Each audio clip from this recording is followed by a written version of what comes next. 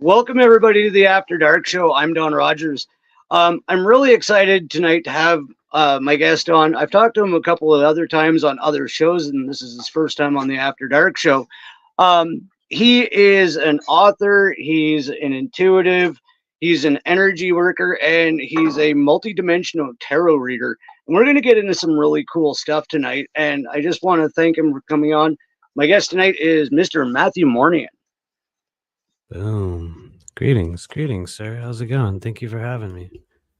Good.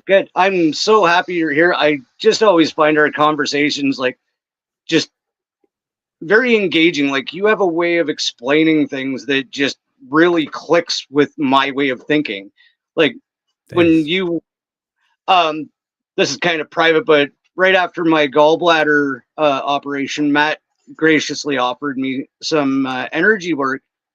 And we realized that we do have a lot of things in common, and like one of them is the way we think, and that's why I think I resonate with you so much, because like the way you explain things just clicks.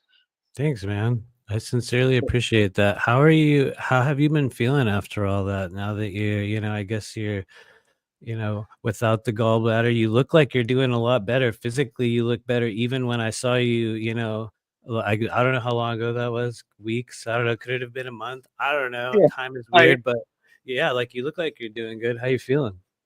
I'm about 95%. I can still feel some things inside, but yeah, I've gotten my complexion back. I don't look like I've been dead for a week. Like, so yeah, it really did. And I can only say this, and we're gonna get into this later about the process, but like I felt so physically refreshed. It was like having the most wonderful shower after our session. Like that's the only way I woke up and was just like spring fresh. I actually had a nap after you left, and I woke up and it was like, oh my God, like it was just wonderful. So I can't thank you enough. Thank you for saying that. Thank you for being able to receive that feeling that you talk about. And I some people will hear that and they'll be like, "Oh, that sounds so weird." Honestly, though, that is what we strive for when we try to open up the body and begin to create like a condition where things can flow and healing can, continue, or something can settle, or we can adjust, or even if you wanted to go into pure mechanics in the body and say, how would you notice when the vagus nerve becomes tonified and expanded and relaxed? And you'll go into states like that, and it's like you'll sink into this. It's very much like for the next few hours, you're kind of in and out of like relaxation, or you just want to, like lay down. And I mean, that's a really good sign. I've heard that referred to. This is a cheesy term.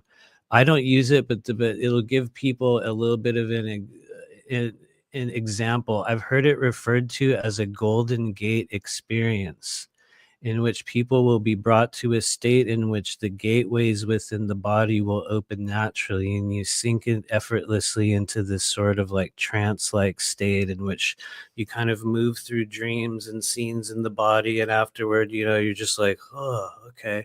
And that's a sign that something really got flushed. And it's just kind of a cheesy label, but I'm really honored that worked for you, because that's really, like what we go for. But then it's weird because other times we do sessions with people and people get super kind of like energized. Like there's usually two spectrums. People will become super, kind of like relaxed and everything sort of starts to regenerate, or other people will like receive a bunch of energy, and, some people won't sleep until like 3 a.m., which sometimes gets a little weird, but that's a sign that your kidneys are in a reset mode. That has happened to me as well, just naturally. But anyway, I could go on and on about it, but I'm really glad it helped.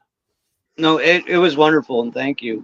I mentioned off the top there that you're an author, and the title of your book is Remember Your Mission.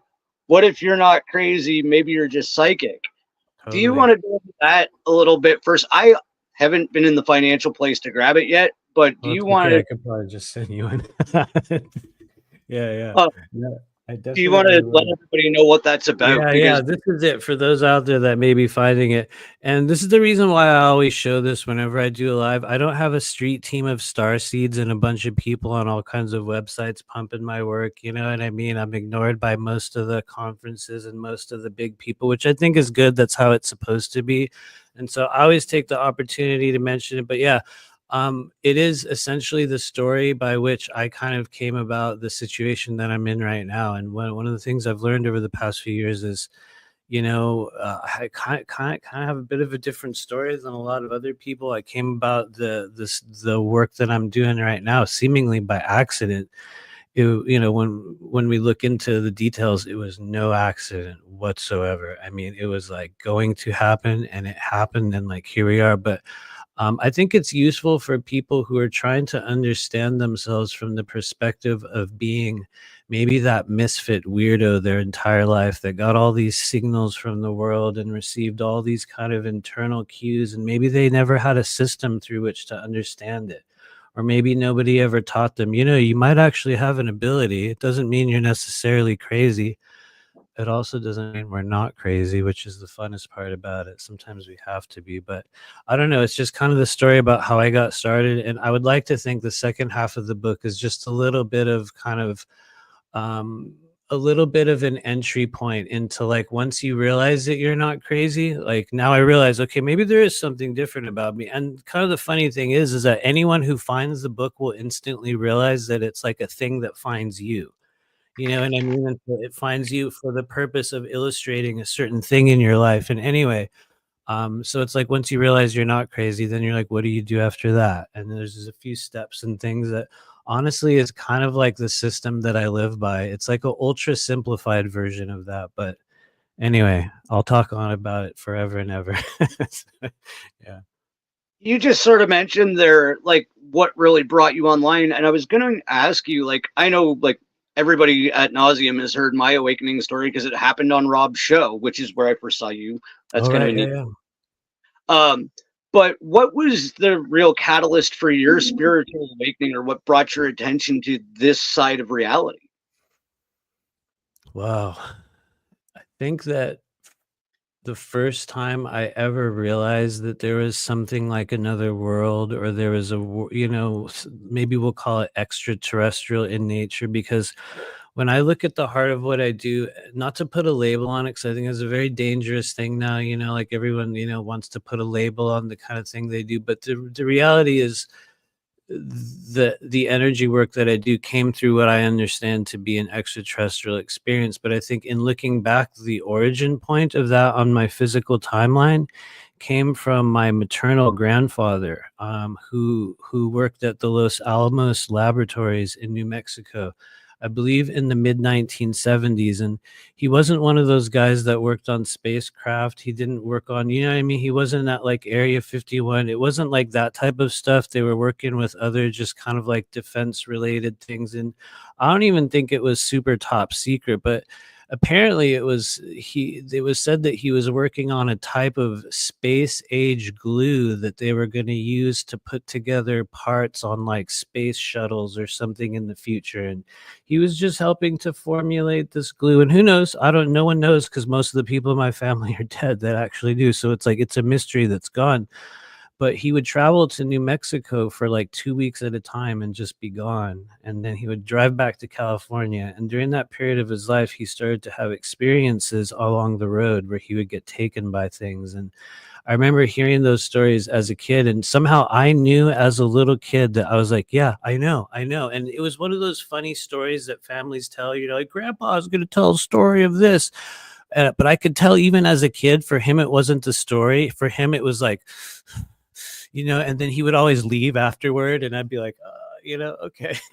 But that was the first moment where I was like, okay, there is something. And so I knew early on in my life, I was like, there's another world. And that kind of moved later on into experiences that I had had as a kid, where I not to put a label on it once again, but one of the most formative early stage childhood memories that I had was with something now I guess we would call a MyLab experience, in which, you know, I ended up, the blue light came in my room, landed at the tip of my nose, and I literally woke up in another place that in my mind now I can only describe as a physical, you know, location. There's a bunch of things that happened after that, but I would say those were the early stage things that occurred for me as a child that showed me there was another world. Fast forward to 2015, and this is a story, you know, kind of like you, that everyone's heard, like ad nauseum, you know.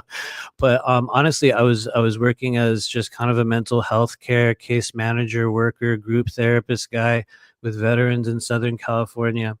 And we would do this yearly homeless fair where they would get all these people off the street, and we would try to get them like healthcare and housing.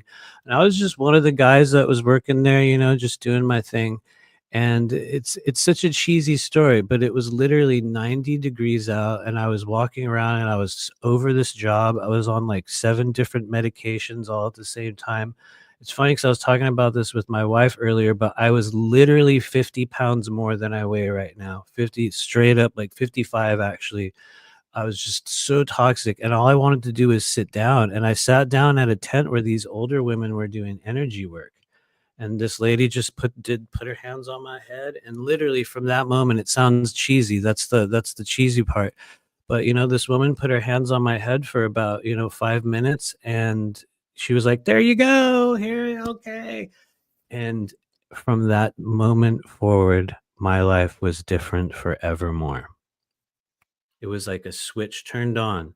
And so I'll pause there because the story goes on and on from there. But that was literally when I talk about like, when did the awakening journey start and everything got so weird that it could no longer be contained. And I knew that, like, holy shit, fuck, you know, that was it. It was that day when that lady put her hands on my head. So anyway, I'll stop there. I am going to share a shortened version of mine as well, like because half of his audience is here. Yeah. Do it. Mine was because of Rob Khalil, typical skeptic. I was having a huge succession of nightmares, like it was futuristic war against a reptilian race, that I was like dying over and over and over again, like I was a super soldier, and these experiences just kept happening. 2 years ago, I thought podcasts were dumb as shit. I didn't watch them, I didn't like them, and I thought they were retarded. Pardon that word, I know. It's okay, right? It's all right. We are now allowed to say it again, apparently. So, you know. But it literally was just like, and Spinja was already on her deep dive. Well, these nightmares are happening, and she's like, "You have to watch this show." I'm like, "No, you have to." And she damn near sat on me and made me watch it. And she made me watch the episode with Arkeem Ra, and he was talking about the secret space program. And like, I ended up ending that episode in absolute tears because I could visualize it and compare it to what was going on in my reality. Right. So it's just like, holy crap. So I get that moment of like, holy shit. Like, I had a moment where I was like, okay, so I'm experiencing a conscious reality in another existence that is also mine. Yeah. And that's actually what led to this show. I'm like, okay, so if that's possible, then energy's got to be possible. All of this stuff has to be possible. And this is the easiest way for me to talk to everybody that can tell me what the hell it all means. Okay. So that's kind of how I ended up here. So if not for Rob. I wonder if you merged, maybe this is me going into the deep end of the pool. Sorry, everyone. Like this part of me wonders if you sort of like merged with an aspect of yourself on a very close timeline in which you were literally going to do this podcast. And it's almost like you switch channels over into that thing, and it's like, boom, now we're riding in this stream. And maybe that's just me rephrasing what you're saying from a weird multidimensional perspective.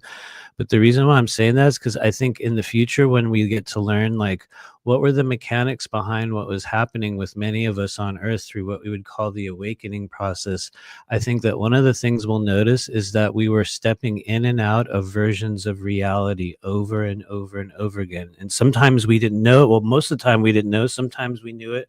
But I feel like those are kind of the ways in which it's like you begin with that, and I started on this. At some point in the journey, we took a choice point. You know what I mean? We came to an unknown crossroads. For you, it was Rob, and you were listening to, Arkeem show, and it was like, wait, how are both of these realities present? And you in the acceptance of that.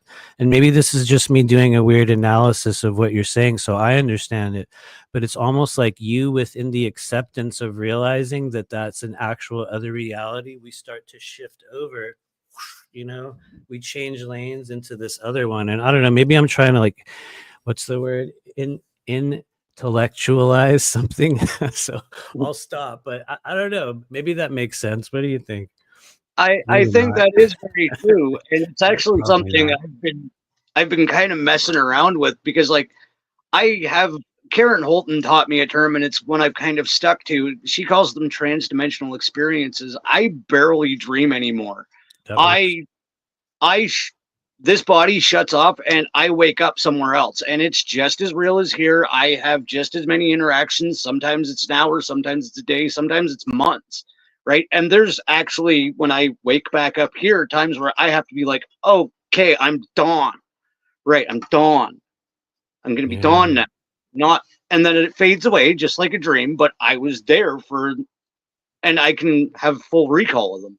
It's very That's strange. cool that you're able to remember those other realities. It sounds like you're having a experience that a few of us are having right now. And not to try to put people in categories, but I've noticed for some people, we'll be running through these experiences in other realms. Some people are doing missions, some people are doing this or that.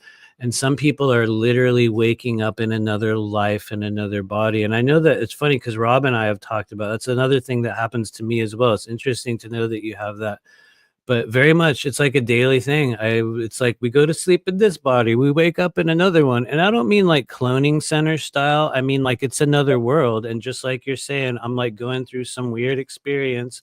I'm driving in a car, and I'll see some of you guys out there, and it's like you'll know it's like, well, okay, this is the other version of it. And I don't know if this happens to you. Maybe this is me going even way too far than we need to go, but and this is almost a daily thing. It's like at some point in the daytime, I will feel the dream from last night. Meaning it's like I'm not necessarily remembering it, but it's like I'm feeling an aspect of myself in that dream. And I don't know how to really explain the sensation of it, but it's almost like being in a moment right now and going, "Oh yeah, I remember. I remember this moment that you and I are just creating right now, Dawn." And that sort of thing. It's almost like you're kind of watching it happen. And anyway, I don't know if that makes sense, but yeah. Finn is laughing off camera because we talk about this all the We time. were literally talking about this afternoon. We were talking about this. Hey, so are we, dude. For real though, we were standing in our kitchen going, "Damn, it feels like I'm in the dream from last night." Yeah, so I feel you. Yeah, we were talking about it when I got home from work. Like that. That's a crazy thing. Yeah. So what do you guys think that means? Like when I you think- feel into it? I think that means that notion is in the collective conscious of people who resonate at a certain emotional frequency and are picking up on that. I don't think it would just be you, me, and Honora who had similar thoughts for that conversation. I think when higher people who are vibrating at a higher resonance because they're emotionally satisfied actually start to get the same ideas. I think that's how we're tuned into the collective conscious. That makes sense. Yeah. That makes sense. And then there's this other perspective that I have, and maybe this is, just me going in a weird direction like usual, but, and I used to say this at the start of certain lives or something, but I do believe this is literally true. This moment you and I are in right now is a dream for another version of you. Another version of you is asleep on another physical plane. And in that dream state, somehow they're like, man, I was on this screen with these people watching this thing, you know what I mean? And they're gonna wake up in the morning going, I don't know what the hell kind of dream that was. What the fuck was going on? And so it's like I always say, like, give yourself a message to the other dreaming versions of you. And it's not that I know what the message should be, you know what I mean? It'll be different for everyone. But I have this weird feeling that we have an ability to affect the many aspects of self by sort of doing tricks and sort of games like that. And excuse me, but anyway, like what do you think about that? I've actually been messing with that. I've been trying to figure out, and I just was talking to another guest about how you can control that. I think we can access all different variations of our conscious existences throughout different realities when we shut this off, right? So I think, I don't know if it's a tone, if it's a frequency, if it's a meditation, if it's a chant, I don't know. But I think there's a spot that we have forgotten in our minds where we can go, okay, I'm going to sleep now, but I'm going to wake up as that variation of me because this one needs to rest. And then poof, I'm that one when I close my eyes here. It makes sense. Yeah. That works. I will add a very bizarre experience to what you said that to me confirms that it's literally true. And you might have already heard about this because I kind of talk about it a lot. So forgive me if it's like, I already know. But through, like, I would say in 2020, I would say from 2020 to mid 2021, I worked with this woman whose literal service at that time was teaching people how to astrally project into other realities. And she's an amazing person. Her name is Henda. You can totally look her up. And she has this ability to have you lay down on a bed, and from all the way across the world in France, she can take you on an astral journey in a way that just defies all logic. It doesn't make any sense. And I worked with her, man, like seriously, for I think over a year. It was just like over, like so many times, man. And within that process, I mean, I began to visit other versions of myself. And this is a thing I've talked about a lot. I astral projected down the street of my house and entered weird dimensions that felt physically real. And within that process, there was an afternoon in which I was engaged with her. And as I came out of the session in that astral state, I woke up in this version of me right here. And as I opened my eyes, I turned to the right, and I was in a different version of my physical apartment. It was literally different. And it was like I was in this physical world, and I looked at the table and I was like, that's not. And then snap, it was like I went right back into this one. But it was it was literally physically real, not like one of those like I was in another body. It was like, imagine you wake up in the morning and your room is not your room, and the bed is a different bed, and you look across the room and everything's in it. It was like very similar, but it was like different stuff. I remember it specifically. There was a bottle of soy sauce on our table, and I was like, why would I ever have a bottle of soy sauce on the table? You know, I could see all the details of the room, and I acknowledged instantly, this is not my same reality. And somehow I got smacked back into this one. But anyway, so I know for a fact there's like mirror versions of this realm. They're right there with us. And anyway, yeah. Yeah. Jason H had a question there. I had it up on the screen. Is that what they call dream walking? You know what's wild? I wonder. There was a stage when I was going through that, and this will sound so cheesy and dumb, but I'm gonna describe it. This is so, I've never talked about this.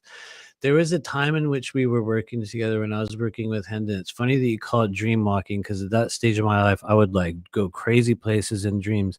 And there was one night in particular in which this guy showed up. It was right before I woke up in the morning, and I would call him looking like, you guys know the Michelin Man and the Stay Puft Marshmallow Man? It was like a huge, oh, dude, a weird being, like kind of like a mix between that. A puffy white looking being came in, and he literally just said, I am the dream walker, and just vanished instantly. And I remember going like, what the fuck is a dream walker? What the fuck? What? You know, and I mean, now we understand it's a being that walks between the astral realms of sleeping and waking, you know, and those in between moments, even within your daydreams. And it's a very real place. I wonder, maybe that's what I was doing. I'm not not necessarily sure. I think that's very quite possible. Like I'm not recommending this to anybody, but I was doing some DMT breath work and actually trying to astral project the one time, and I was messing around in the bathtub because water's and also a good source to magnify things. And I actually gave myself an OBE. Mhm. And what I was trying to do was, we had been looking at a property, and I'm like, I would really like to go there, but I didn't go there. When I got there, what happened was I shot out of the top of my head right up through the roof of our house to a place that was just like pure comfort. And then I was like, wait, this isn't where I wanted to go. And then I like rocketed back down to earth, was where I wanted to be for a second. And I mean, I could literally smell it, I could taste it in the air. And then I woke up, well, came back, I guess. And I was like shaking like the fat guy on the Truman Show, holding onto the side of the tub, right? Because I was like, oh my, because I was literally vibrating back into my body because I had vibrated out of it. I think Yeah. all of it is quite possible. I think that's literally real. And honestly, man, I do recommend that because I think that is a safe and really that's a real that's a way to create real endogenous DMT within the body. When people talk about, creating their own internally generated psychedelic experience, that's real. And honestly, I think it's a million times more healthy than taking anything into your body. I guess maybe the downside is a lot of us aren't really ready to handle it. Sometimes it gets kind of crazy and you know what I mean? But the fact that you were even able to do that is actually a sign that you honestly, it's a sign that you have an ability, to be completely honest with you, because not that many people can actually generate it to that state that they'll leave the body. I mean, technically everyone can, but not that many people can really open themselves and allow that to take place. And which is actually really cool. Absolutely believe it, and it sucks to say it, and maybe it'll never happen. But and then the day will come when you'll end up in a place where you're like, "Oh my God, how did I get here?" Because that does happen also. But I think, like they say, a lot of it is dependent maybe upon the vibration we hold. So it's like maybe it doesn't have to be for everyone, but I know I definitely have had one of the big experiences. I think that was meant to be shown to me in this life was that I was meant to be able to view what we would call the lower astral plane. And it's been a thing that I just has been shown to me in great detail to such extent that I wonder if I'll write a book about it at some point later on because it was just like almost like some beings gave me access to it in a way. This literally happened during the period in which I was writing the book, in which certain beings and energies would literally come into my dreams and have these conversations with me. And in the course of that, I had had conversations with a couple of what I believe to be very, very dark beings that some people would be like, wow, why would you ever talk to them? And I didn't choose to. They came in, they talked to me, and surely I listened to what they said. But one of the things they had to say was that there are very few people on the earth plane who can claim to actually clear the darkness within that do not know what it actually is. And they were like, if you think you're actually going to be clearing and helping people heal, you need to know what it is that you're working against. And within that process, it was like, this is what it really looks like there. And it's a very strange place that I think kind of I don't know, we could say kind of gave me PTSD in a way. It's like I still can't really talk about it. It's a bizarre thing. but anyway, I don't even know how we got onto that. But yeah, it's very, very, very real. All of those other realms. Yeah. One of the things that I think was key in my ability to do that was I came to the conscious understanding that I am just a pilot in a human vessel receiving my information from a higher source of consciousness that we can't perceive as humans.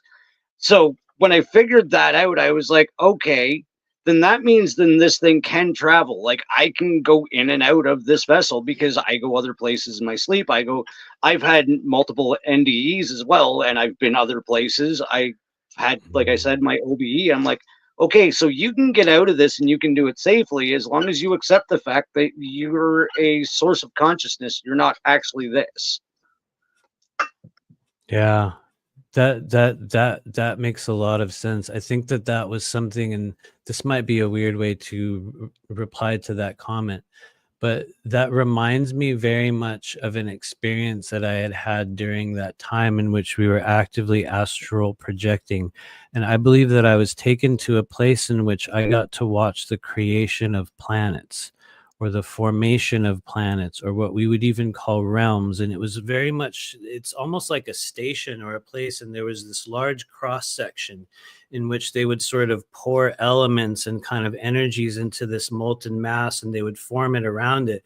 And there's a bunch of other stuff that, you know, I could go on and on about it. But getting to what you were talking about with, you know, maybe I'm taking this in a really bizarre direction, but what they would do at a certain stage of completion of these planetary spheres, it was that they would begin to seed it with sparks of light, and they would shoot in kind of like seed pod. Well, I would imagine like a seed pod, but it was ultimately what I witnessed was them kind of infusing it with these sparks of light that they would send into the surface of the planet or into the realm. And from those, some form of life would be born or like created out of it. And anyway, I'm kind of branching off into something that probably doesn't even fit with where you're going, but that sort of brought me to that image as you were talking about that. And anyway, I'll pause there. No, I love it because honestly, that's one of my big theories is like every one of us knows something about this reality, and it's when we all stop bickering and like, no, you're wrong because that's different than my. No, what you and I are doing right now is we're sharing experiences, and where they overlap is probably going to be the most logical conclusion into how all this crazy shit works. I feel you. I feel you. I feel you. Anyway, I could just, like, you know how it is, like you can feel yourself like splintering off into this, like, I realize this doesn't really have anything to do with what Yeah. you know, Yeah. like with what you're saying. But anyway, we'll just kind of roll with it. But yeah. So I'll circle back to where we all started. When you gave your spiritual awakening, when did you start to notice that you had a really high sense of intuition? Because that's one of the things that makes you good at what you do, is your sense of intuition. Yeah. That's a good question. Thank you for asking me that. Honestly, this will be a dumb reply, but it is actually healing for me to talk about this. So thanks for asking. In looking back on that, I realized that I had very early stage cues. The earliest one was a thing that a very specific experience. I think I was around age 5, and I was walking into the kitchen, and I was walking into the kitchen to ask my mom for, like, I think it was like I wanted to like to have some orange juice or something. And as I was walking toward my mom, I suddenly saw this image of blood on the floor, and I was like, what? And in the time that I saw the image of blood on the floor and the time that it took me to put my foot one step forward, she dropped the glass, and the glass stabbed into my foot, and suddenly I was bleeding and sitting on the floor. And as a child, I remember sitting there, and in my confused mind, this sounds so dumb, but I was like, somehow I thought that I created it. And it was one of those early stage experiences where I was like, and I just like, but for some reason it always stuck in my head, because I realize now it was me seeing something a split second before it happened. But me as a child was like, I got freaked out about it. Then I remember probably around maybe a couple of years later, we were still living in the same house, and I was sitting up on this wall in my backyard, and I looked over just to the yard next to us where we thought nobody lived there. And walking in the yard was an old man wearing a hospital gown, and I could see him so clearly. He was walking on the ground, and he was flexing his toes in the grass. And I could see him just flexing his toes in the grass, walking on the lawn in his backyard. And I remember just looking at him, and he looked at me, and I was just looking, just like, oh, this is just somebody's grandpa, whatever, just out there. And then I'd say, I don't know, like less than an hour later, this ambulance came up, and they wheeled the guy out on the stretcher, and they took him away. And it turns out he had been dead in there. He was dead in there for days.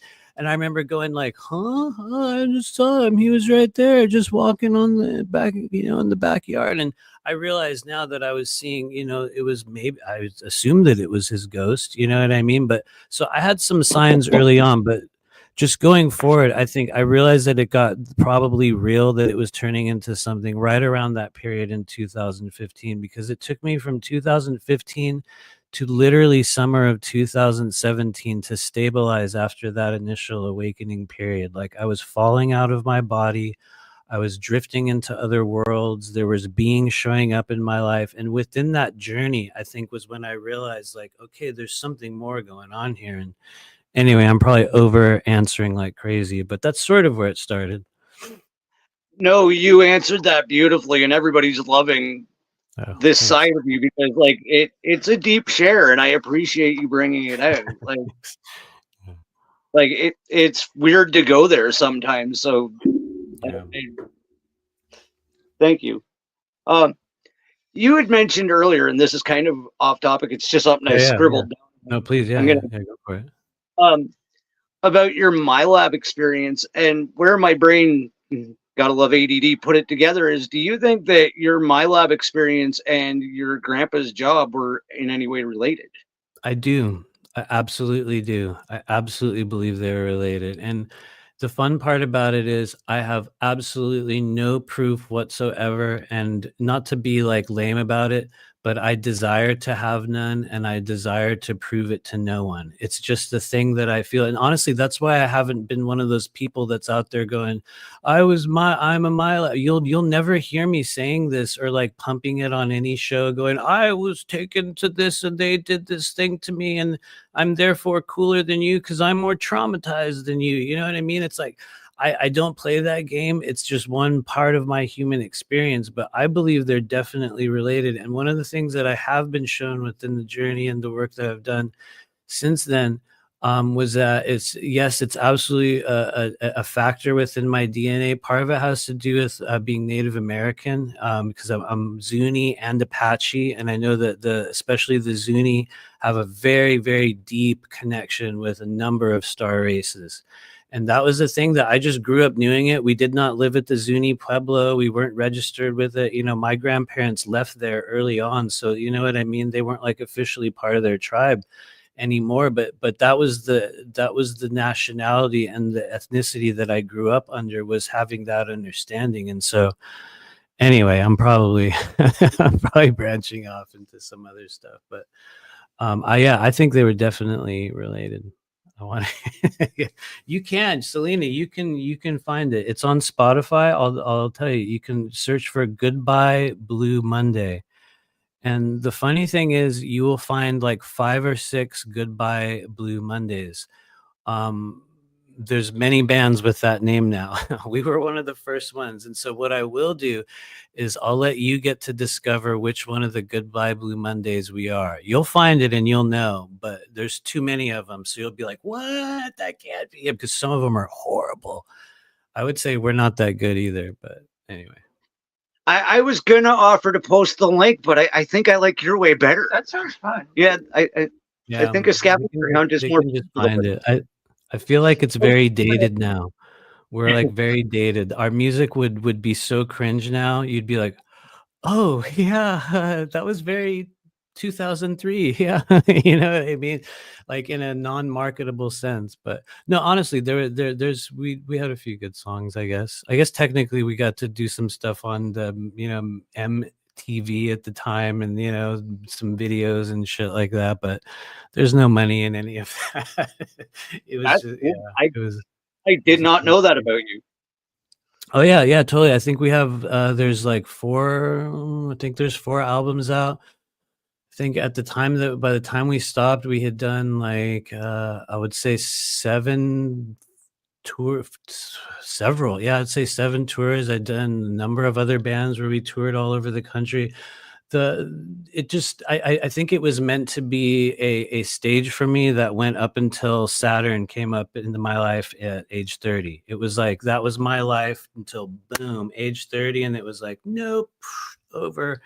And there was a lot of reasons for that, but yeah, that was my up until my 20s. All I did in this world was music.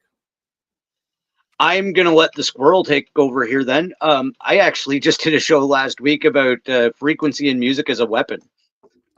Oh, yeah. And it was about how they changed everything from 432 to 430. And yeah, it was actually really interesting because, like, if you figure it out, the Earth actually resonates at 432, right? 8 hertz. 440 resonates at 8.25, and it will actually disrupt the molecular structure of a human. It's agitating, right? But Spinja actually found out that they not only changed the frequency of music, they changed the frequency of all the radio stations as well to 440. Yeah. So that's what is being projected out every time you're receiving a radio signal or driving past a tower is 440. Oh yeah, I have heard that, and I do believe that it is more damaging from a vibratory level. And then some people would not agree with me, but I kind of believe that we've adjusted to the jaggedness of that frequency now, to where it's not like it's really damaging humans, but it's not like it's necessarily helping them. It's almost like we've kind of adapted to it. You know what I mean? And maybe I'm wrong, but for some reason, when I feel into it, because I remember hearing about that, and like years ago, I worked at, oddly enough, during that stage of my life, I worked at a musical manufacturing company, which I will not name here, for a number of years, actually. And one of my jobs there was tuning tone chimes for a while, and people had an option to tune them to 432 or 440. And everybody wanted 440. But I didn't know why. I didn't know the difference. I just knew, like, well, you can do this one or this one. And some people would ask for the other one. But that was when I first learned. Later on, I was like, why, you guys? What does it even matter? And that was where I learned that. And for some reason, I certainly agree. But I'm like, I wonder if it even matters now at the same time. You know what I mean? I don't Well, know. yeah. Maybe it does. I shouldn't even put it like that, you know? Well, no, we are biologically adaptable. Like, I mean, I we feel do like humans can adapt to literally, and I mean, we have so far, right? well. Yeah, exactly. And since we're there, something during our session, I noticed that you use a lot of sounds and noises and stuff. Where do you stand on the entire principle of like healing with sounds and frequency and like scalar waves and that sort of thing? That's a smart question.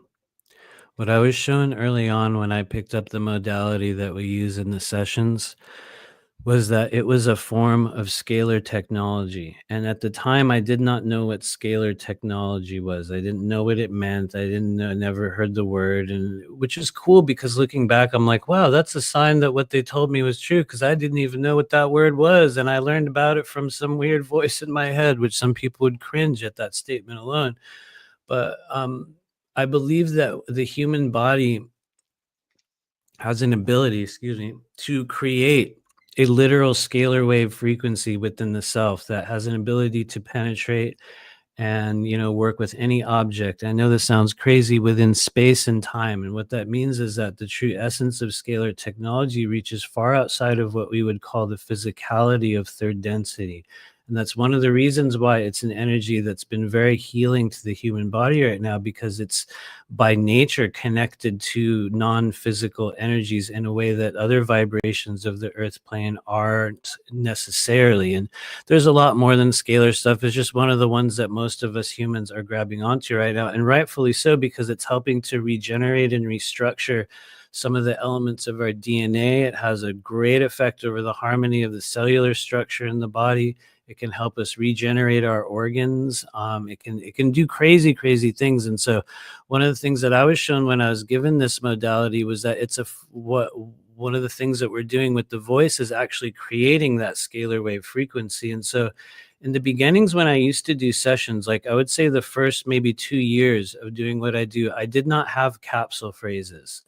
I did not have any of the things that I use now in terms of the words. In fact, it was before those experiences, I used to just use these tones in which I would literally, it'll probably get cut off, but I would just go, ooh, and I would literally sit there and I would ask people's guides and say, can you please give me the frequency for gallbladder, for gallbladder? And I would just open my mouth and I would just create this sound. And that was one of the first ways in which I think spirit was training me in beginning to generate a scalar wave frequency. And then 2019 occurred, or excuse me, 2017, December of 2017 was when I had the first experience with the beings that showed me that. Later on, I would say, I want to say capsule phrases came around 2018, 2019, a year or so later. I began to have experiences with the same beings, and they started talking, and they would say these phrases. And what I was shown at that stage was that that was also a form of it, but that it was targeting specific areas within the body and creating a very specific reaction. And anyway, I'm over answering it like crazy, but I believe we create that frequency. And so anyway, I'll stop there. No, that was a beautiful answer. And it kind of leads into like Spinja just got recommended from her Reiki instructor that she listened to like tones and frequencies at work. What type of frequency would you recommend that people listen to balance in their day-to-day life or going to sleep or that kind of thing? Smart. Oh, actually, I can tell you one. Listen to solfeggio frequencies, and you can just enter that in on like YouTube. Solfeggio,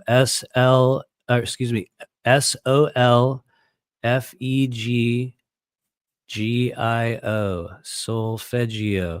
And so the solfeggio frequencies take you through all of those. There's a bunch of them. I'm gonna horribly misquote them. Somebody in the chat will know, but it goes all the way through all of the frequencies, like through from 432 down to like I think like a much lower number up to like I think something like 973 hertz. And anyway, the whole idea behind it is that each one of the tones will be vibrating certain layers within energetic anatomy and within what we would call, like the auric field. And honestly, I am a big believer in solfeggio frequencies. I've experienced them a lot.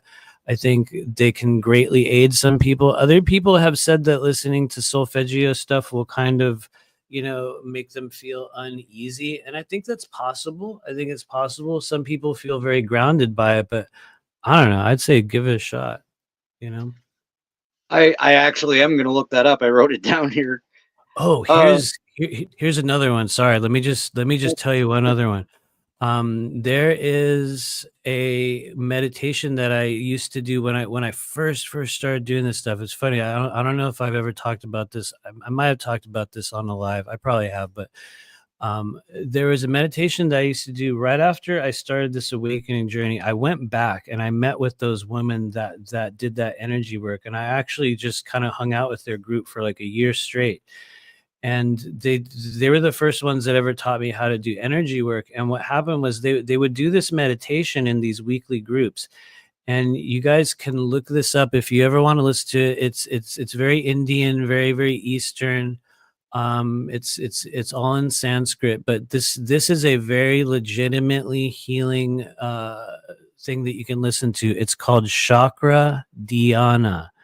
And so the way you spell it, first off, is, chakra, Chakra. Then the second word is, I believe it's spelled Dhyana, Chakra Dhyana. And what it is it's like a 23-minute audio thing where this guy chants these phrases for each chakra. And honestly, it's a excellent process for anyone to do. But anyway, I would say check it out. I'm kind of overdoing it, so I'll pause there. But yeah. No, that actually leads in perfectly to the next thing I wanted to get into is I love to take the day one approach because I literally just kind of started coming online, like I said, a few years ago and don't know most of this stuff. So I guess the easiest way to put it is, what is a chakra? Oh yeah, it's a really good question. So I guess the technical translation in Sanskrit of the word chakra means wheel. Apparently it means wheel or spinning disc, and some people have other meanings for it. I believe that's correct. And one of the ways that I would imagine it, or one of the ways that I try to explain it to people, is think of the chakra system as a series of semicircular, somewhat kind of cone-like appendages of non-physical energy that emit from all sides of the human body, almost like rays of light, or possibly even streams of smoke, or little kind of, appendages of energy that emit from the body. And contained within those areas is a host of many things: ancestral experiences, karmic experiences, emotional wounds, physical maladies, paths of experience that will unlock within your human journey, abilities that lie dormant within the non-physical body, layers of knowledge that is just sitting within you, things that you never got taught that you just know. And so there's many types of energies within the chakra, but I would just call it the first layer of the non-physical energy body. It's the one that I think we're interacting with the most. I think it's probably the first gateway through which we begin to experience psychic ability, because the literal reality is, as you begin to clear and open your chakras, that's where your intuitive abilities begin to come online. There's other factors to it, but that's like the mechanic behind it. We balance and open the chakra system. And so, other people will perceive them as just colors or clouds of energy. I honestly don't really attach any kind of visual representation to them anymore, which is funny because that's one of the questions people ask a lot. They're like, well, what do chakras look like? And I know it sounds dumb. I'll kind of pause after this, but I never even try to see them at this point. It's like a thing that I will be able to feel. Or honestly, I know this sounds so dumb, but I will literally hear a person's voice for like maybe 5 seconds, and that tells you everything you need to know about their chakras. And it sounds weird because I'm like, how do we then unpack what you hear within the voice and create a representation of the energy body? That's the thing I am honestly still trying to figure out and explain 8 years later, because I will eventually do a class on that, because I'm not sure how exactly I do that. But there's other methods, and the reality is we all have our own version of like how to sense those energies. I would just say that's the system through which we begin to sense those energies. And so anyway, I hope that made a little bit of sense. It did, and it actually made me write something down because it's something I've been experiencing. So somebody who is having their chakras open may experience a lot of gnosis. Yes, absolutely. Yes, you're just gonna suddenly begin to know things, or have channels of knowledge, or begin to absorb certain energies through some form of experience. It's like that's a very real thing, and there that also occurs within the meridian body. There's a couple of well, probably not a couple. There's probably many places I think that we as humans know of. Maybe like the most base levels of them, but there is a lot of what we would call multi-dimensional, maybe we could say generational data that's stored up within the brain stem in the back of your head, also within what we would call the reptilian brain in the amygdala. There's a lot of ancient knowledge that's in there. There's even a chakra in the back of your head known as the bindu, which is one of the places that will open up when we really start to receive things where it's like you never got taught that, and all of a sudden you know it type things. And so when that opens, it's usually because we're connecting with versions of ourselves from other realms. And that's honestly one of the ways in which we begin to experience certain stages of that gnosis, is through like that unknowing, like interfacing with other aspects of self. So that's why it's not a thing you had to learn. It's like you already know it because it's you. And so anyway, it's kind of it's a very, like, it's very strange, but anyway, I'll pause there. No, that makes absolute sense. Like, it's just something I've been experiencing. And you touched on something else I wanted to ask you about, and it was something we talked about in my session with you as well, is what are meridians? Oh, yeah, totally. So the meridian body, for most of you guys, will often hear about it through the world of, say, acupuncture, or through traditional Chinese medicine.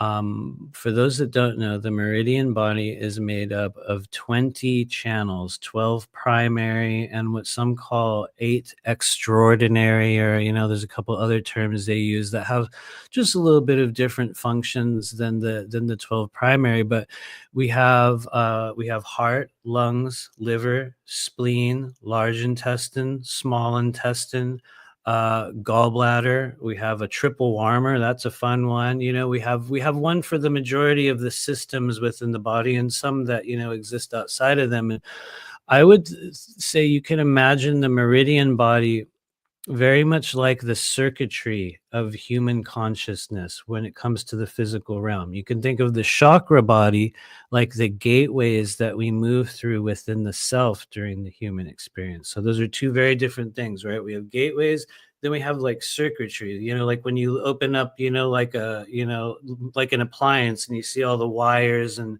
weird circuit boards.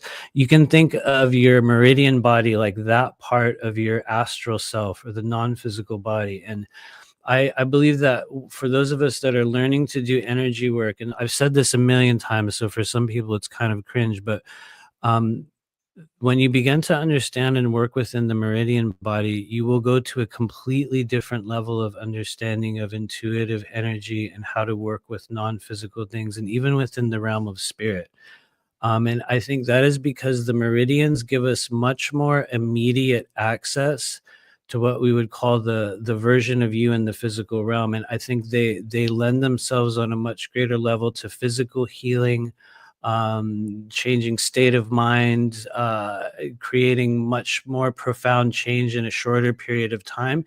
Yet we're working with different things and different systems, and so it's kind of like apples and oranges when we talk about chakras versus the meridian body. But that's honestly where I think for a lot of us the greatest change will begin to occur within our journey, as whether it be healers, mystics, or even just people that are learning to open themselves up. That's really where everything changes. And so anyway, I don't know if that answers your question, but it does, and it kind of leads into what I was going to get at next. Is like, we're talking about energy work. Would you suggest people go for one particular modality, or look at a broad spectrum of them? And kind of, I hate to use this word because it's got a dark connotation, but voodoo, because it's basically a collaboration of different ideas, right? That's all voodoo is. And that's what I was wondering is, like, would you suggest people look at a bunch of different modalities and develop their own system, I guess is the question.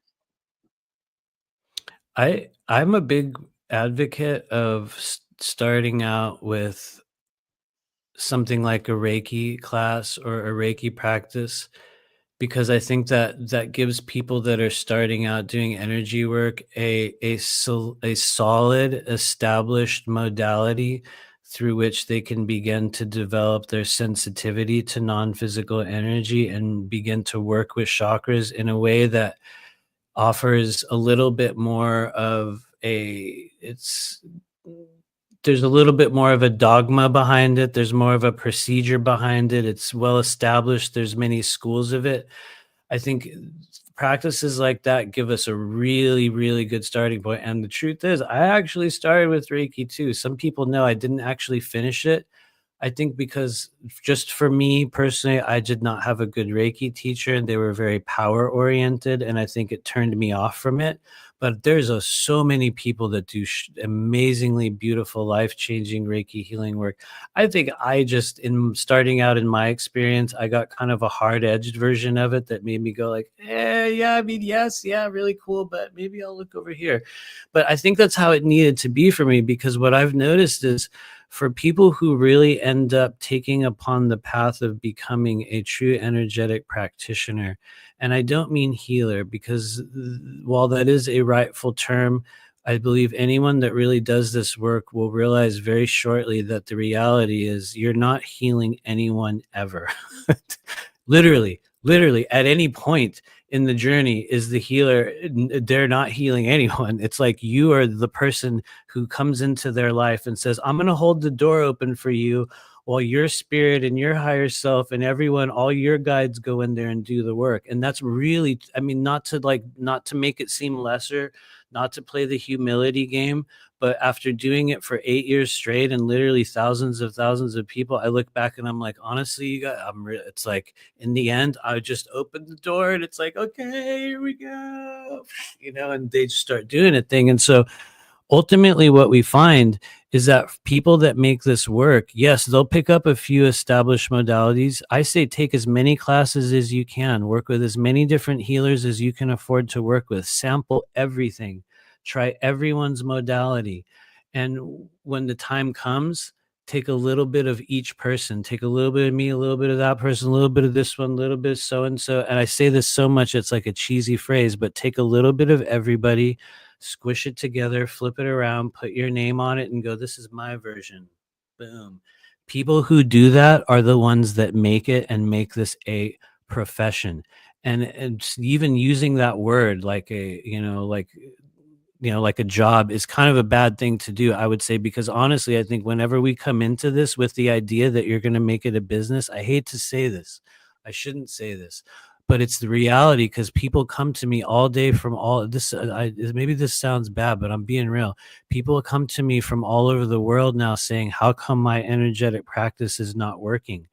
And one of the things that I've noticed is that anytime we start up under the guise of it being a spiritual business, when we enter into this game going, I'm going to start a 6-figure spiritual business. And how will you do that? Well, I think I'm going to do energy work and heal people.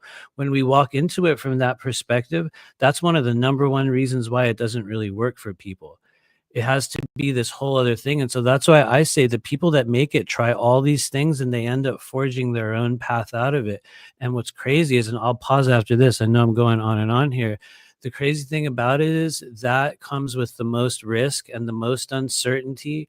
And it's like you have to be willing to break rules and jump off cliffs and take acts of faith. But for those that do, I think that's where it really kicks in. And so once again, I've horribly over answered that, but that's how I feel it is, really.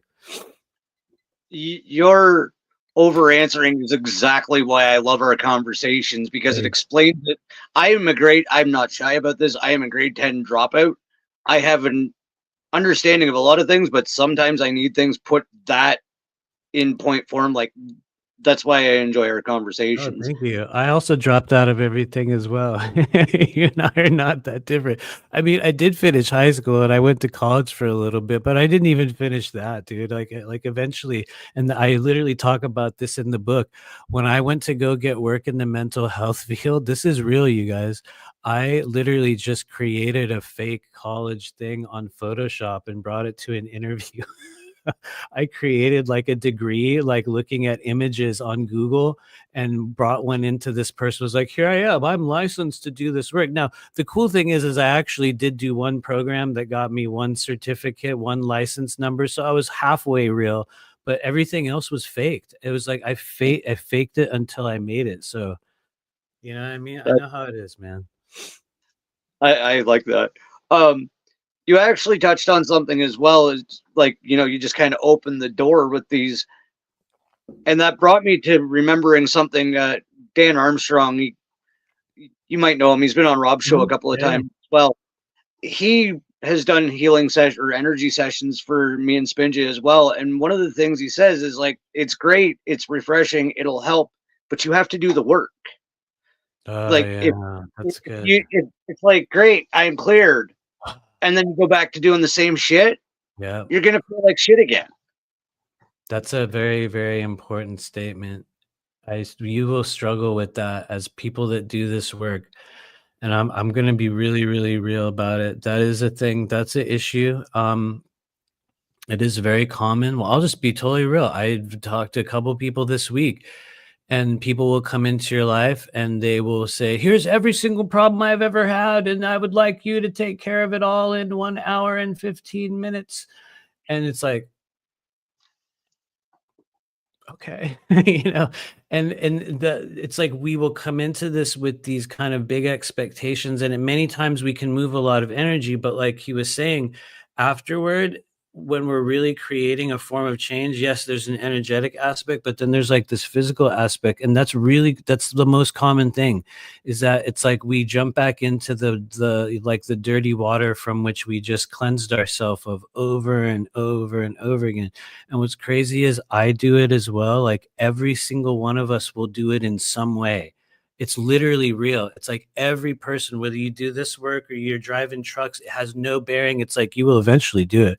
We all do it. But yeah, there's always a path of change that we have to go through in the physical body. And then I guess, to be totally real, because this is a thing, you're going to find this. I've said it a million times, but anytime you try to create absolutes in the world of energy, spirit will go, well, okay, let me give you an exception. And I have seen exceptions, because there have been a number of people that have come by throughout the years, and it really is a matter of moving a couple pieces of energy in their body, and suddenly their life goes in a whole different place. And it's like, so at the same time, sometimes it is a thing where it's like we just had to do this once and everything was better. So you get both, but ultimately it's like we have to fix our lives in the end, you know. And that's smart. That's a sign of a person that has their shit together in doing this, because I see a lot of people that will do this work, and I'm not going to say any names. I'm not trying to reference anyone, but you'll see people on live streams and they're like, okay, we're going to do this live healing, and okay, are you feeling it? Here it comes. And it's like, okay, now it's over, you know. And it's like in most cases that's really like the most merest surface level of what's occurring. And anyway, I'm just going on and on, but yeah, there's always a human element. I guess I'll stop there. Somebody will think I'm talking about them. I'm not. No, I get what you mean. And I'm doing this very delicately. There's a lot of unhealed people in our community offering healing services. And that's the nicest way I can say that. Yeah, no, it's totally real. And then I don't know, maybe this is a dumb thing to say, but then I'm like, you know, like, aren't we all also kind of unhealed? But yes, at the same time, I fully agree. And I you know, maybe I'll just say this. Okay, fuck it, I'll say it. One of the things that will occur as you continue to go along the path of kind of opening yourself up to what I would call the frequency of truth and developing your own intuitive sensibilities is that you will eventually learn at a certain point what a spiritual performance is versus authenticity. And I think we are living in a social group and a community right now who is just on the verge of beginning to understand the differences. Most of us don't know what the real version looks like because we haven't been exposed to it long enough to actually receive that vibration. What we get is the sort of pumped up social media singing bowls starseed Pleiadian version, which is a beautiful thing. But ultimately, in many of those cases, like I said, we're working with something skin deep that ultimately becomes a spiritual bypass that's really just meant to give you a feeling. And it really doesn't do anything other than give you a feeling. And I think as we go along the journey, people are going to understand very, very quickly, like, oh, I get it. This is a performance versus this is a process. And I think one of the most kind of dangerous things we can do, or is those of us that do this on a daily level, is try to put ourselves in a category. But, you know, by saying I'm real and they're not real, you know what I mean? I think it's a very dangerous thing to do. But I will say I strive to be that. I would much rather be authentic than famous. You know what I mean? It's a weird thing, but it's a strange balance that we have to, that you have to strike. And anyway, I'm just going on too long, but No, I think that's completely valid because like good point, Selena. Anyway, go ahead. Sorry. No, I'll bring that back up. Yeah, no, But that is because you will. And I'm sorry to like say this again, but this is a real thing, and you will there's a little bit of a madness that occurs as you sort of divorce yourself from, you know, the physical realm, and you realize that everyone around you doesn't see the thing that you now know to be absolutely true. And then that becomes hard because it's like, well, who says they have the key to absolute truth? Some people will be at different layers of that, but there's like this madness that occurs. And I've said this a lot. You'll eventually look at the faces of the people who you relied on to dictate your reality over the past few years and go, what? Why have I been listening to this shit? Whoa, what? You know, I mean, we're gonna have that experience this year, so be ready for it. Anyway, I'll shut up now. I'm sorry. I can relate to that because quite honestly, me and Spinja both, like, we get what we refer to as the slow blink, even from people who kind of led us down these paths, right? You get to a certain point of understanding and you're like, blah, blah, blah about the universe. And they're just like, what the fuck did you just say? Right? Like, and it's like, oh, okay, that's the ceiling. That's where I got to stop with you. I can't go past here. That's right. very And it's a very strange thing to experience, especially like myself being newly awakened. It's like, I want to tell everything I know to everybody about what I understand about the universe and how it works. And most people are just like, what the hell are you talking about? Right. Yeah. No, that's a very real thing. I guess this is a thing I say a lot, but for those of us that follow and kind of work with these energies, or at the very least come to an understanding of it, it's important to acknowledge that we are working with forces that many people on Earth still don't even know to be real. And when you really look at that, I think that puts you into the category of like a sort of like a forerunner, like in a sense. It's like you're one of like the early stage, yeah, what's the word?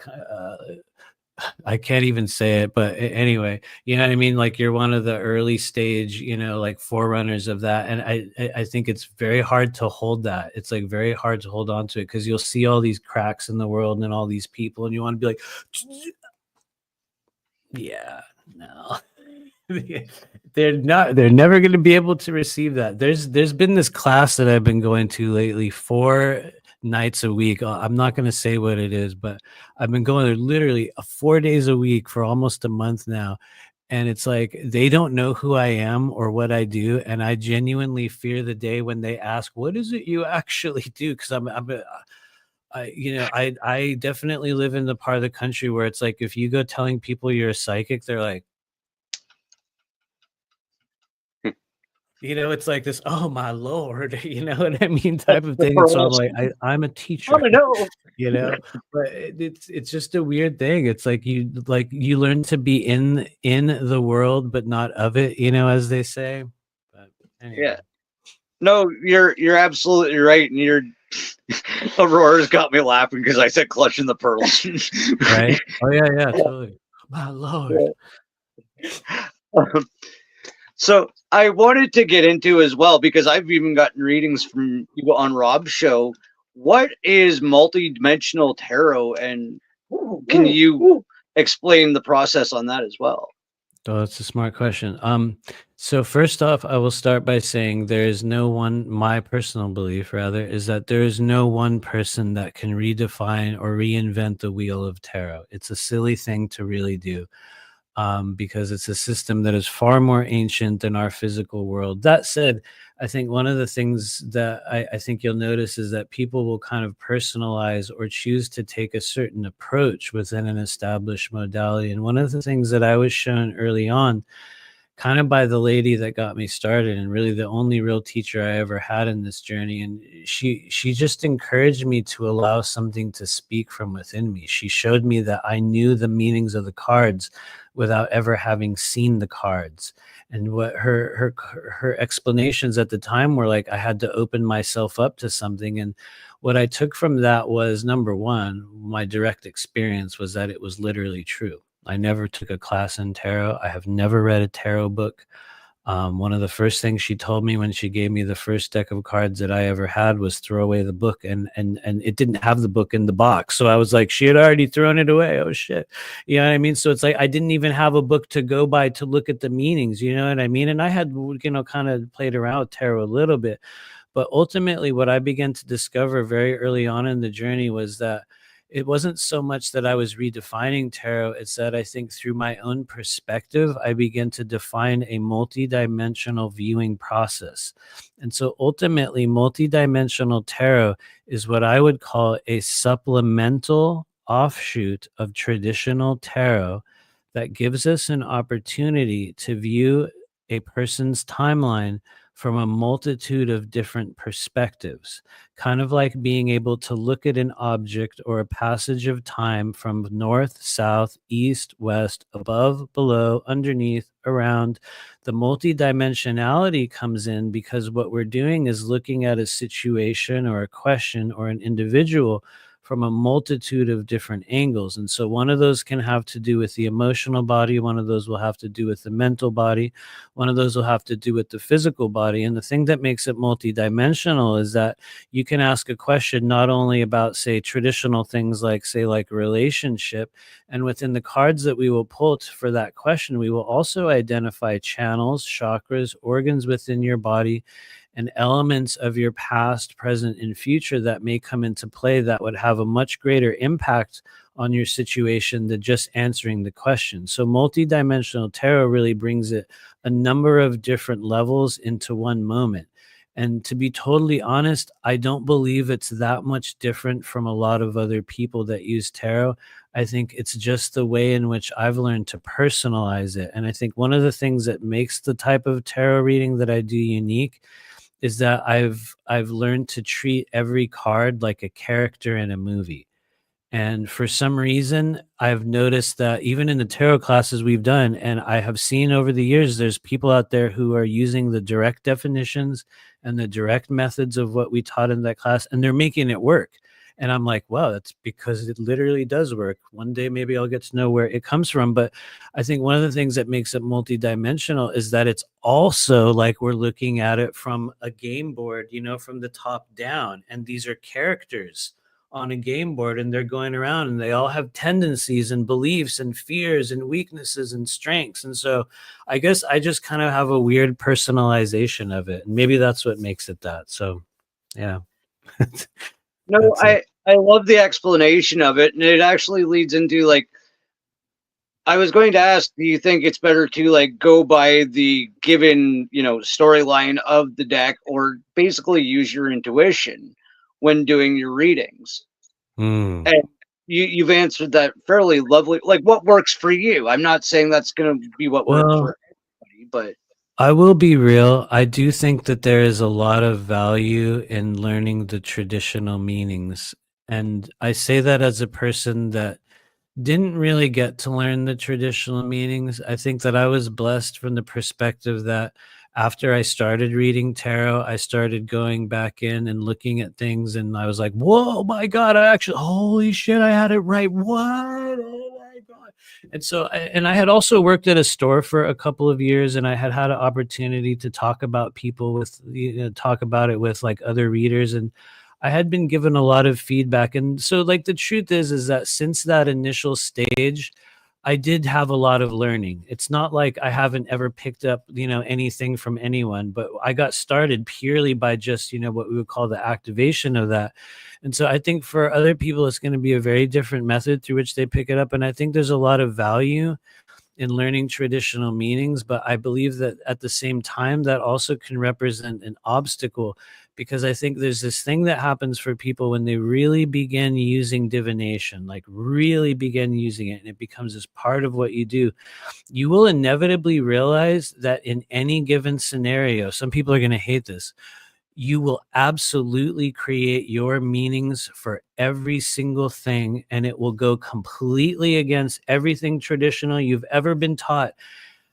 And yet it'll be literally true. And it's like this weird way where we have so many different methods of being able to kind of internalize and angle and extrapolate and interpret information, that I think you have to give yourself license to create your own way. But it's also good to have something to fall back on. I say that now after doing this for a few years. I think if you would have asked me this like 3 years ago, I would have been like, no, never look at a reading, never look at a book, just go and just feel it. I would have been different. But now I'm like, I don't know, man, because some people pick it up way differently. Some people need that, you know what I mean? But some people get stuck in it.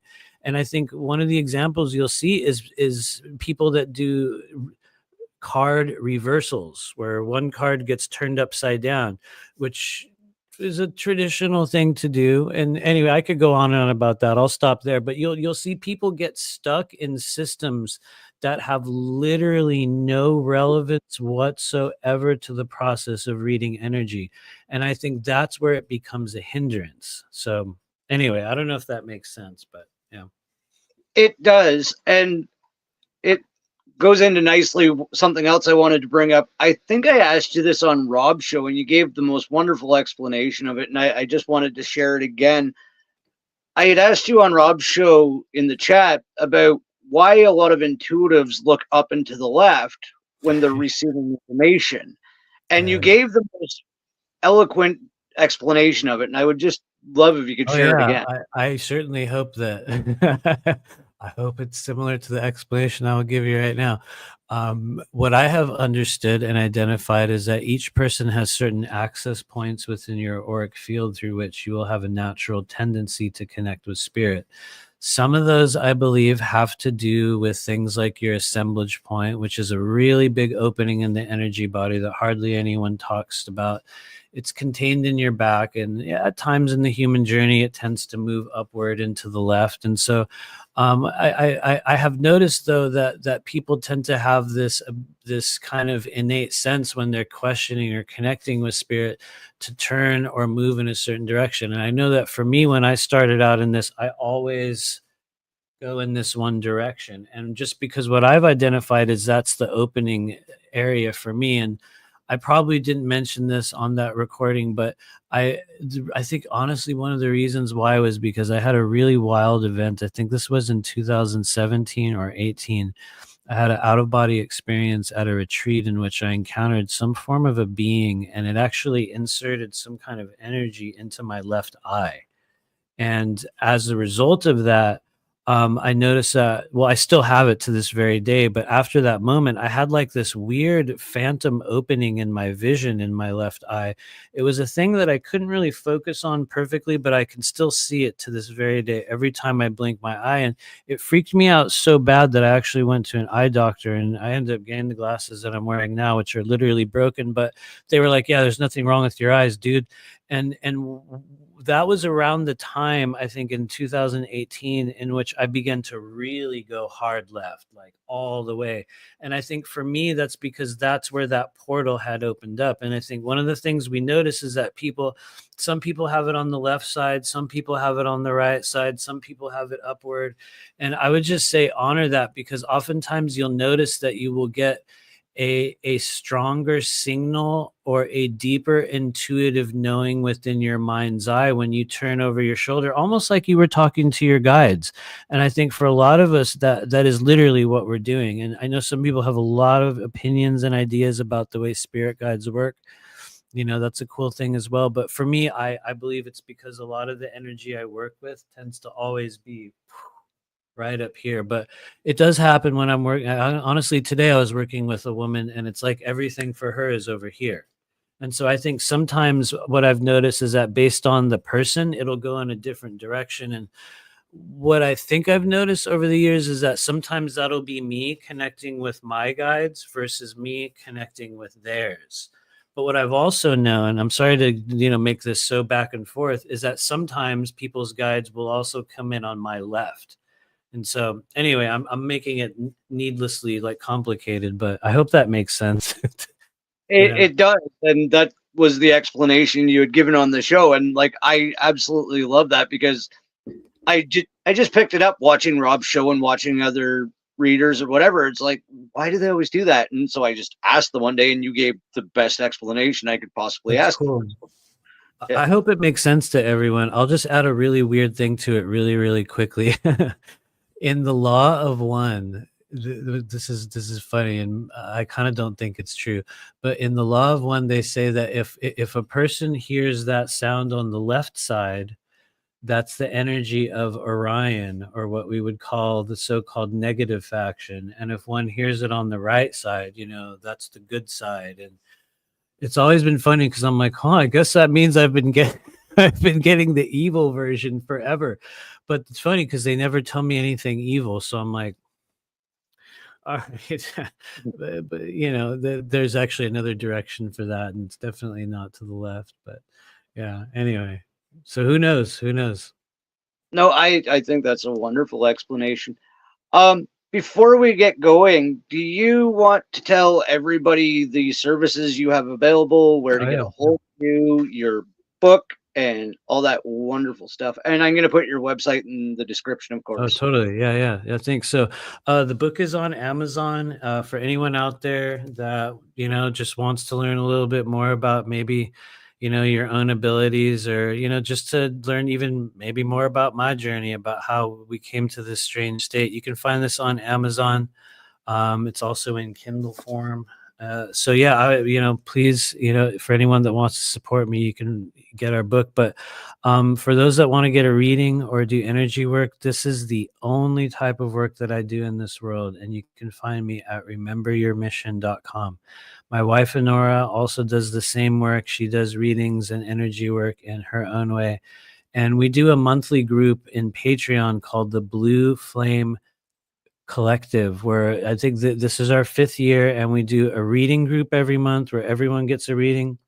And then we do an energy clearing every month where we do essentially the individual energy clearing process with a group. I do the second group, and that's actually this Sunday at 4 p.m. Eastern. And so anyone that wants to join us, you can go to patreon.com/Blue Flame Collective and join us. It's $20. And this in 2025, we're starting a Qigong routine before we do the energy clearing, which to me, I think is one of the most important things you can do when you're starting to learn to do energy work. And so we're doing that this Sunday, but yeah, that's where you can find us. And then over on YouTube, Remember Your Mission as well. And they just keep taking subscribers from me. I'm kind of discouraged with YouTube, honestly. It's like I'm in a weird shadow band stage, but we do a semi-live show there every now and then. And so we'll probably be back in the coming week. But yeah, that's where you can find us. Thanks, you guys. Yeah, no, I've actually attended. Selena Ingalls invited me to one of your sessions, and like even just the initial entrance into the clearing that you did, I again found it like just a release. Like it was Hey. absolutely wonderful. Oh, you And know what? That's a cool thing. I'm so sorry to insert myself so awkwardly once again, but you just said a literal truth. Most of the energy work takes place before we do the energy work. It's like it's yeah. like as you're talking, there's a thing that happens. So anyway, I'm sorry. Go ahead. Sorry. Or no, I'm just kind of on my own little rant now. During our session, and I'm just sharing for everybody. Matt was doing a specific motion on my one leg, and I don't know how many of you have siblings that are watching or listening, but have you ever played that I'm Not Touching You? I swear on everything I hold true, I could feel exactly what he was describing as though he was playing I'm Not Touching You. His energy body was, in fact, interacting with mine. I felt it. And Oh yeah. we live in different countries. So Thanks, man. Thanks for saying that. That's a very, very real thing that literally anyone can learn how to do if you're willing to spend the time on it and become literally obsessed with it. You can definitely do it, but yeah, you certainly have to become obsessed with it in a way. But yeah, no, thank you for saying that. I want to thank you, Matt. This has been absolutely awesome. And I can't believe I'm guessing your whole fan club was here tonight because, like, I've Oh, barely thanks ever everybody. had with people in it. Yeah. Yeah, no, thank you for hanging out, everyone. I also just want to say this before we go. Thank you for asking me to come in here and having really well thought out questions. I'm being totally real. Your questions have been just really good, and honestly, it's been very healing for me to be able to talk about what I do at this length like this. I mean that very, very sincerely. As I've been sitting here, I'm like, actually, yeah, thanks, man. It's been very, very good to talk. So yeah, I appreciate it.